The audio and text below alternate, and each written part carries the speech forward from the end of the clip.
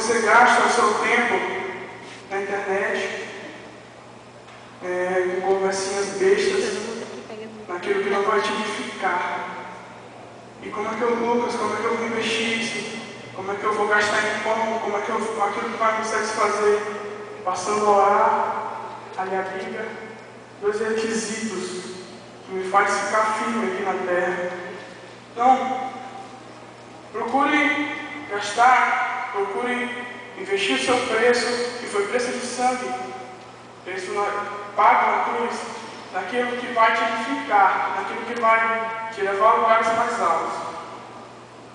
No momento em que fala aquilo que não é pão, é quando você se preocupa no mundo. Como assim, Lucas? Eu me preocupo no mundo? Quando você se investe em colegas seus que não vão te edificar, principalmente na escola. Eu já conheci muitos colegas meus na escola e eles perguntavam: Lucas, se eu te botasse uma mulher aqui, bem na tua frente, tinha coragem de ter relação sexual com ela? Aí eu: não. Aí por quê? Tu não é Deus? Não, porque eu sou servo de Deus. Amém. Então, quando você mostra a sua identidade para fora, para os seus colegas, praticamente eles não se afastam de ti. Isso é verdade? Eles se afastam de ti achando que você é uma pessoa qualquer, um quadrado, não vai servir para andar com eles. Mas quando você se põe no lugar, eles nos responderam uma coisa: eu gostei de ti. Vive verdadeiramente é um mundo de verdade. Então, quando você se coloca na posição de crente, onde você passa, as pessoas verdadeiramente reconhecem que você tem um chamado de Deus, tem uma convocação de Deus e você é escolhido do Pai. Então, não invista aquilo que Deus te deu no mundo, no pecado. Às vezes, eu sei que nós somos pessoas falhas e quando você peca, você sabe quando você peca. Então, quando você peca, você sente uma dor, sente: poxa, eu errei, e agora? Se me soltar, será que eu vou? Sabe, quando eu sou meu pai, eu peco. Então, quando eu peco, eu me cobro muito: poxa, você pastor, todo mundo diz isso. Se eu estou pecando, será que eu estou agindo como um pastor? Será que eu estou fazendo certo? Então, eu me cobro demais nesse sentido de pecado, porque Satanás faz tudo, lança todo tipo de certo, todo tipo de bom para você pecar. O seu próprio orgulho. Você, muitas vezes, da sua vida, daquilo que você tem, quando você não está no foco de Deus, para que as pessoas te reconheçam, para que as pessoas te olhem e falem: aquele cara é massa. Você pode fumar um cigarro, pode beber uma cerveja, aí as pessoas vão te dizer: essa pessoa, esse cara é corajoso. Aí de repente você faz o quê? Você se sente orgulhoso das pessoas te reconhecerem como uma pessoa que teve esse tipo de atitude, ou cheirar cola, ou cheirar cocaína, sei lá, se cheira. Entendeu? Então, as pessoas, verdadeiramente, elas olham para ti: poxa, aquele cara, ele é legal. Então, quando você olha esse tipo de atitude, vem aquele orgulho que você fala: eu fiz para que vocês verdadeiramente me reconhecessem. E nas riquezas, quantas vezes você tem investido nas suas riquezas e não nas riquezas de Deus?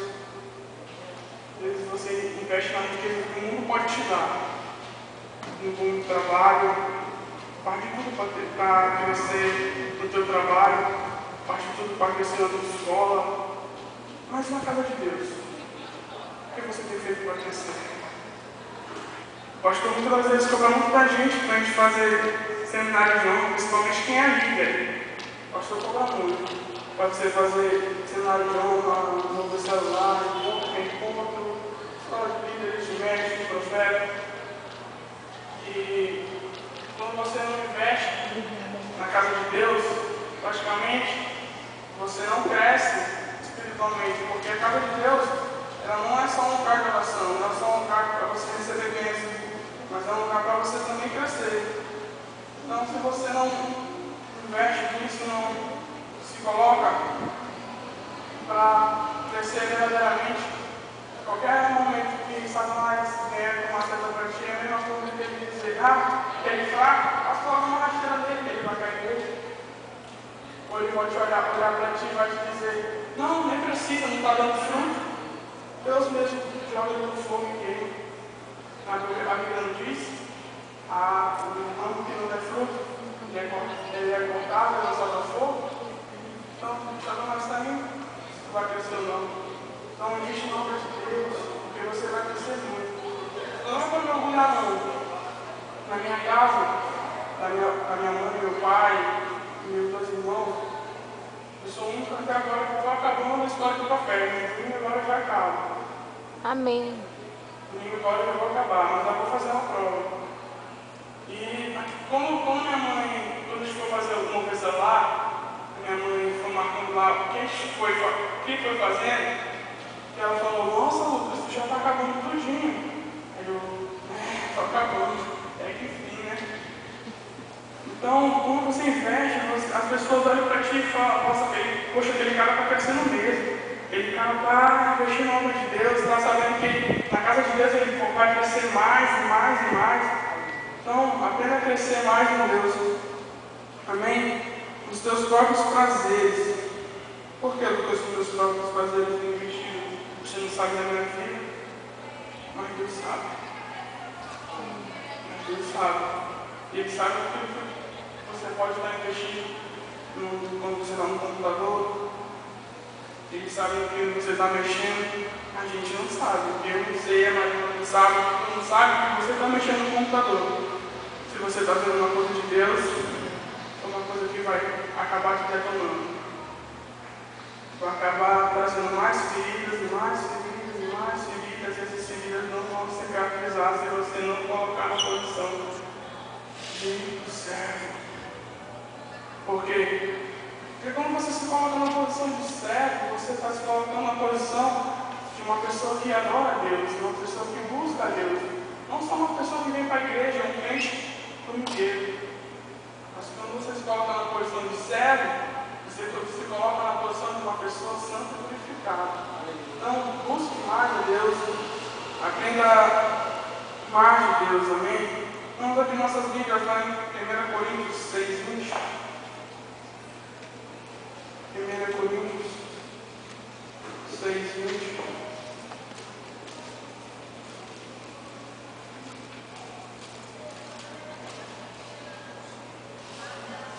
Agora você vai ver aonde você deve investir o preço pago na cruz.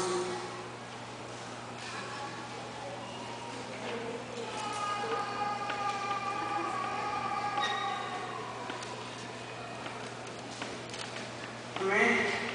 Vamos ler. Foste comprados por um bom preço, purificar, pois, a Deus no vosso corpo e no vosso espírito, a quais pertence a Deus. Então, você foi comprado por um bom preço. Que preço é esse?